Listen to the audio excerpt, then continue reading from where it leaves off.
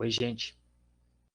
Então, hoje vamos tentar entender um pouquinho o núcleo central da filosofia de dois filósofos pré-socráticos, antes, portanto, de Sócrates, lá na Grécia Antiga. O primeiro deles, chamado Demócrito de Abdera, e o segundo, chamado Heráclito de Éfeso. Então, o objetivo aqui é que possamos compreender minimamente quais são as teses centrais da filosofia desses autores, de maneira bem sucinta. Há um mapa da Grécia aqui, da Grécia Antiga, mostrando algumas cidades.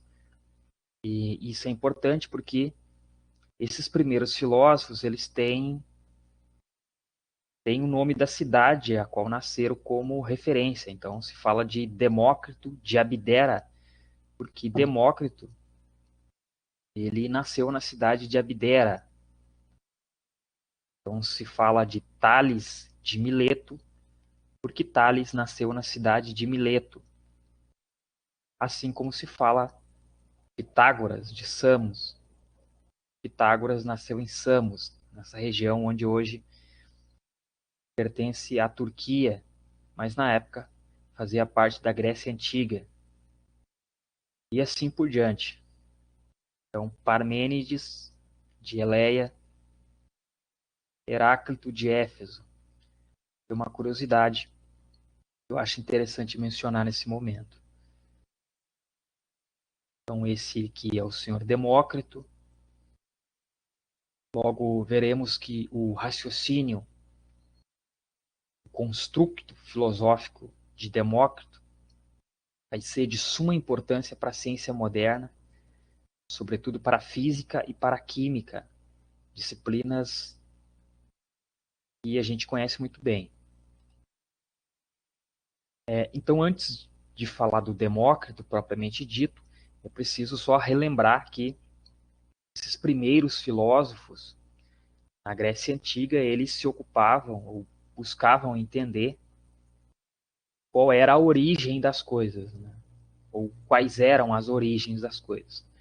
Assim como questionavam como uma coisa se transforma em outra, como ocorre a mudança de uma coisa, de um ser a outro, de uma coisa, de um objeto a outro. Essas perguntas, esses questionamentos, eles vão ser norteadores dessa primeira filosofia que surgiu, né, desses primeiros filósofos. E o Demócrito não é diferente, ele também vai se preocupar com essas questões de origem e de transformação das coisas. Então, aqui, claro que é meramente ilustrativo, mas o Demócrito ele elabora uma construção mental, um construto mental. Os filósofos se utilizam dessa técnica, dessa ferramenta, como forma de filosofar. E isso é recorrente na história da filosofia. Então, imaginamos a seguinte questão, no caso também imaginada pelo nosso filósofo Demócrito. Imaginamos que nós pegamos um objeto qualquer. Aqui a imagem, a foto, mostra um pão, mas poderia ser qualquer outra coisa, poderia ser uma pedra, poderia ser um papel, embora o papel não existisse, né? Tal qual a gente conhece lá na Grécia Antiga, o papel é egípcio. Mas, enfim, não é essa a discussão aqui. Poderia ser um objeto qualquer. Vamos imaginar um pão. Se a gente corta esse objeto pela metade, a gente tem duas metades de um objeto. E se a gente continuasse seccionando, cortando esse objeto, sempre pela metade, ou seja, pegar uma das metades que sobraram lá do primeiro corte, que resultaram do primeiro corte, e cortar essa metade pela metade.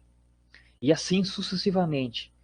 Pegar a metade resultante do segundo corte e dividi-la na metade.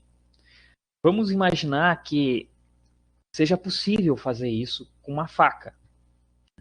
Vai chegar um momento, vocês já se deram conta que vai chegar um momento que não vai ser mais possível continuar cortando esse objeto, porque o instrumento, a ferramenta que estamos utilizando, no caso uma faca, é muito grande para o que sobrou do objeto, para cortar o que sobrou do objeto.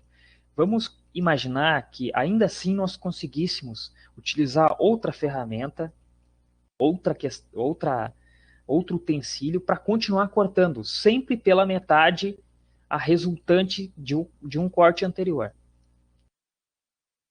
Como nessa imagem aqui, né?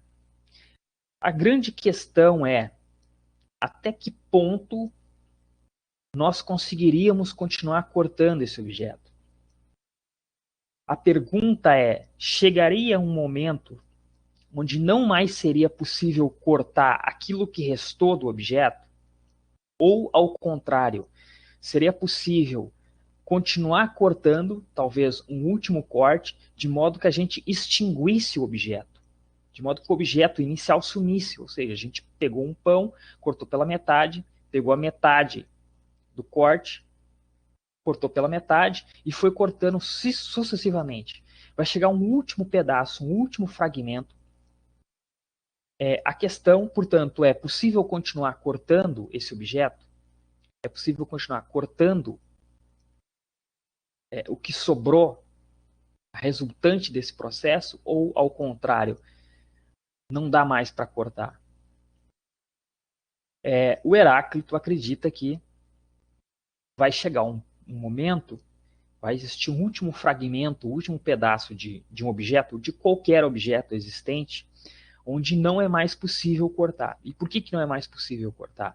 Porque se cortar aquele objeto, simplesmente as características que fazem aquele objeto ser o que ele é, deixam de existir. Ou seja, se cortássemos o último pedacinho do pão lá, de maneira invisível, microscópica, esse pão deixaria de ser um pão. Ele perderia as características. Então, o Demócrito acha que existe um último pedaço que não pode mais ser cortado, justamente porque um corte eliminaria as características do objeto, aquilo que faz o objeto ser o que ele é. Essa última partícula, esse último pedaço que não é mais possível cortar, o Demócrito chamou de átomo. E vocês conhecem um átomo porque se fala nas aulas de física, nas aulas de química, enfim, vocês ouvem no dia a dia a palavra átomo, fazem operações matemáticas, né, de estudos com átomos, embora não vimos um átomo, né, não conhecemos um átomo, porque demandaria um microscópio eletrônico de varredura. Mas o exercício que o Demócrito faz é um exercício mental. Ele está imaginando, ele está supondo questões, ele está refletindo através das ideias. Então, essa partícula que não mais pode ser dividida, Demócrito chamou de átomo. Que, se separarmos a palavra, né, o A da frente aqui, átomo, o A significa não em grego. Isso, tomo seria a segunda palavra que restou aqui, tem a ver com divisão. Então, átomo seria aquilo que não pode ser dividido, não pode ser mais cortado.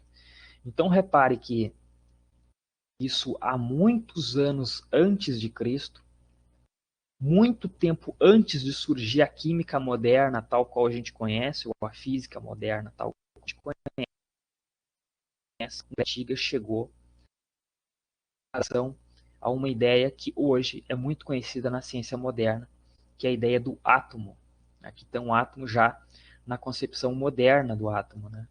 É claro que o Demócrito não podia imaginar que hoje nós temos condições de imaginar por causa das ferramentas que ele tinha, dos limites. Hoje, a ciência moderna pode dividido em partículas ainda menores. Né? Então, há um núcleo atômico, né, com prótons e nêutrons, e há uma eletrosfera com elétrons. Mas não é essa a discussão que eu quero fazer. Né? O Demócrito achava que isso aqui não podia ser dividido, que o átomo não podia ser dividido.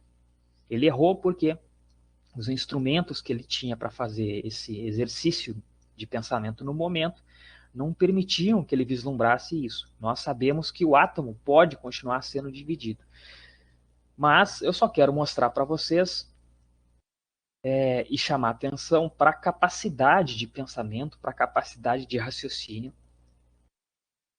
de alguém muito antes do nosso tempo, que foi capaz de fazer uma previsão através das ideias e do pensamento de maneira muito acertada. Esse foi Demócrito de Abdera.